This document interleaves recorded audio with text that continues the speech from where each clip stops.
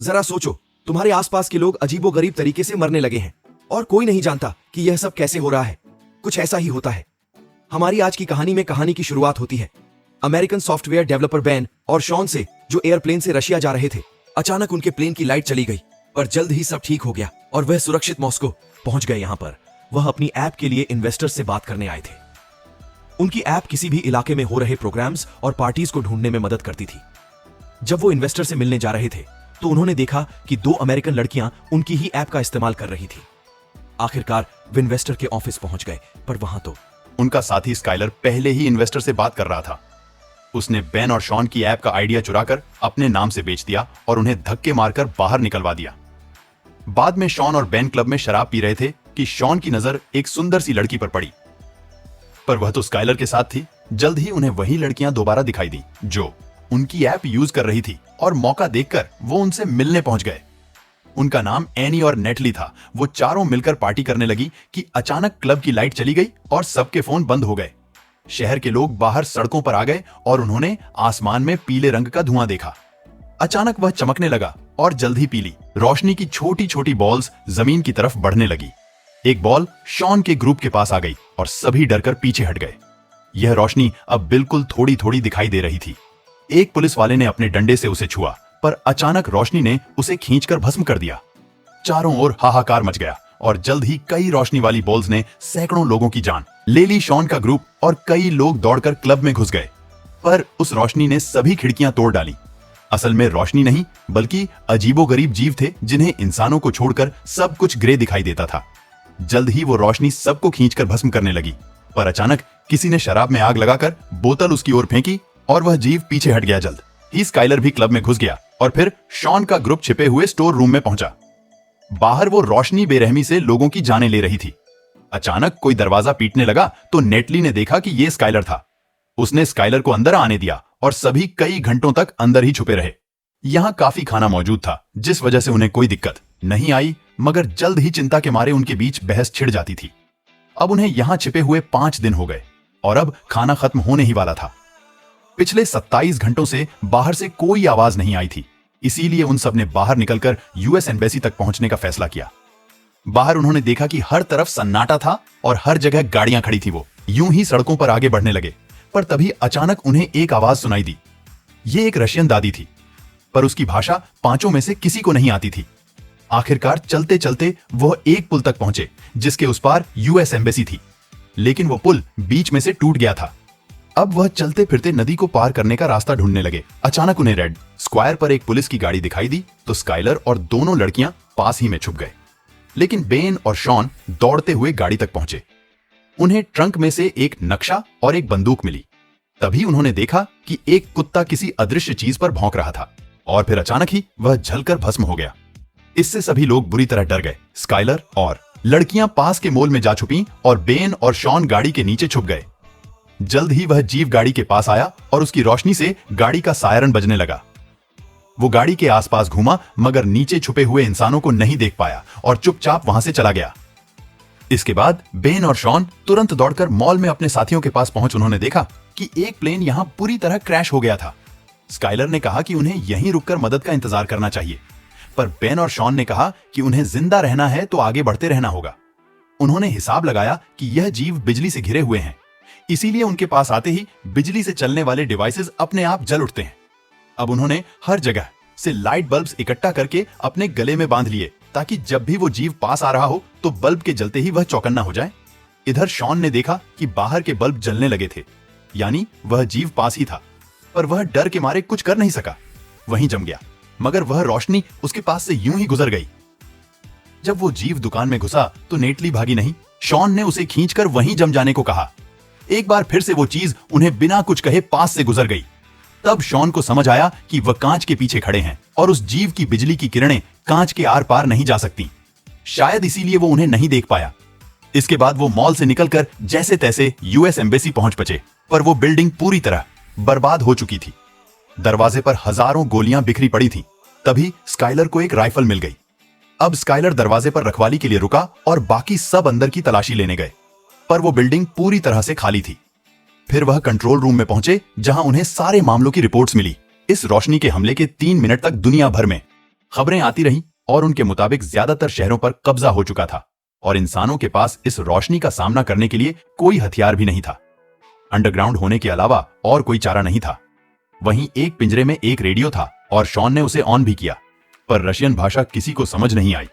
इसके बाद सबने देखा कि बाहर पीली रोशनी की कई बॉल्स शहर में चारों ओर तबाही मचा रही थीं। पर फिर उनकी नजर स्काइलर पर पड़ी, जो यूं ही सड़क पर घूम रहा था। तो शॉन और बेन उसे बचाने के लिए दौड़े जाने से पहले उन्होंने नवशा और रेडियो उठा लिया। फिर जैसे ही वो स्काइलर तक पहुंचे तो गाड़ियों की लाइट्स जलने लगी, यानी वो जीव आसपास ही था। स्काइलर ने बेन और शॉन को भागने को कहा और खुद गोलियां चलाकर उस जीव का ध्यान भटकाने लगा। जल्द ही रोशनी ने उसे भस्म कर दिया, पर बेन और शॉन की जान बच गई।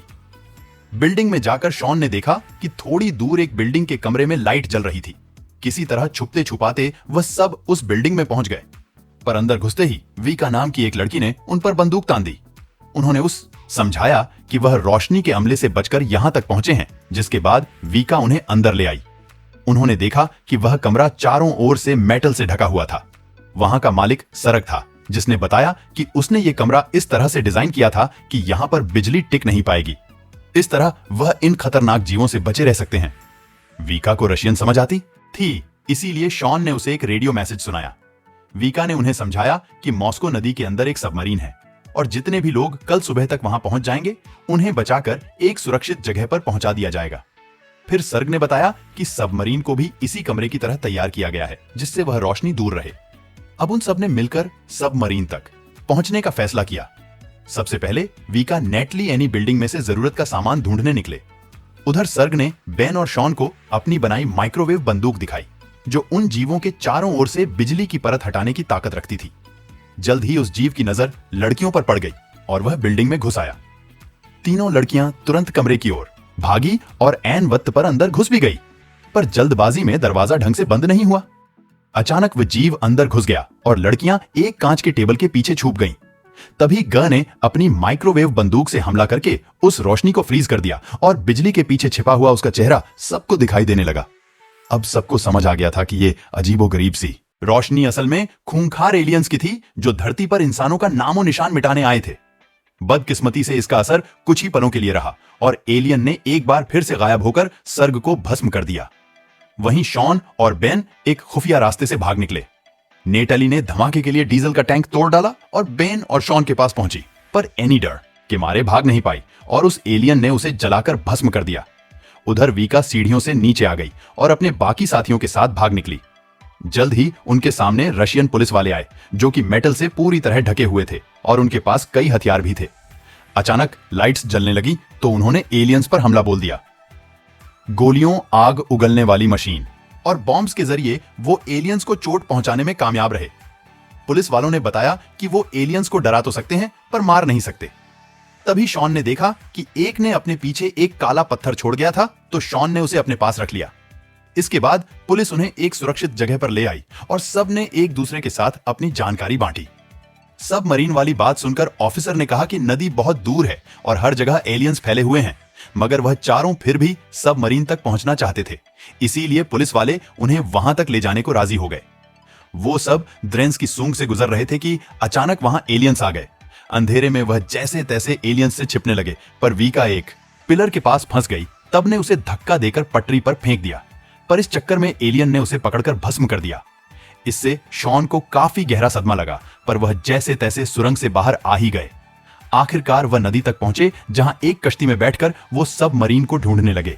अब उन सब ने अपने मरे हुए साथियों का शोक मनाया। अचानक एक पत्थर की वजह से उनकी कश्ती वहीं रुक गई और सब ने बाहर आकर देखा कि तेज रोशनी का बवंडर धरती से मेटल्स और कई कीमती चीजें खींच रहा था। तब उन्हें एहसास हुआ कि एलियंस धरती से मिनरल्स चुराने आए हैं। तभी उनकी नजर सबमरीन पर पड़ी, पर अचानक उनके सामने वाली बिल्डिंग तहस नहस होकर उनके ऊपर गिरने लगी। इससे वो सभी पानी में गिर गए, पर अंत में शॉन, वीका और एक ऑफिसर तैरकर सबमरीन तक पहुंच गए। शॉन ने देखा कि नेटली अब भी गायब थी। उसने जैसे तैसे सबमरीन के कैप्टन को नेटली के लिए थोड़ा इंतजार करने के लिए मना लिया और खुद पुलिस वालों के साथ नेटली को ढूंढने निकल पड़ा। चलते चलते उन्होंने अपने फोन पटरियों के पास फेंक दिए ताकि एलियंस के आने पर उन्हें पता चल जाए। कुछ ही पलों में फोन बजने लगे, पर ऐन वक्त पर शॉन नीचे गिर पड़ा, मगर उसने माइक्रोवेव बंदूक से एलियन को हवा में ही फ्रीज कर दिया। तभी पुलिस वालों ने उस पर सीधा धमाका करके उसे मार डाला। आखिरकार यह साबित हो गया कि एलियंस बिजली को अपनी ढाल बनाकर रखते थे और उस माइक्रोवेव बंदूक से बिजली खत्म करके एलियंस का खात्मा करना मुमकिन था। तभी नेटली को उनकी आवाज सुनाई दी।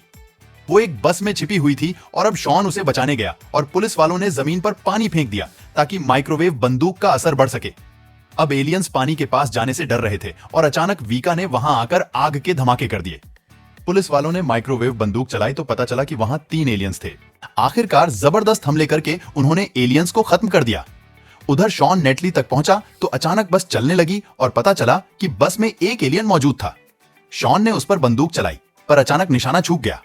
एलियन नेटली की टांग खींचने लगा तो शॉन ने माइक्रोवेव बंदूक से उसकी बिजली की ताकत कम कर दी।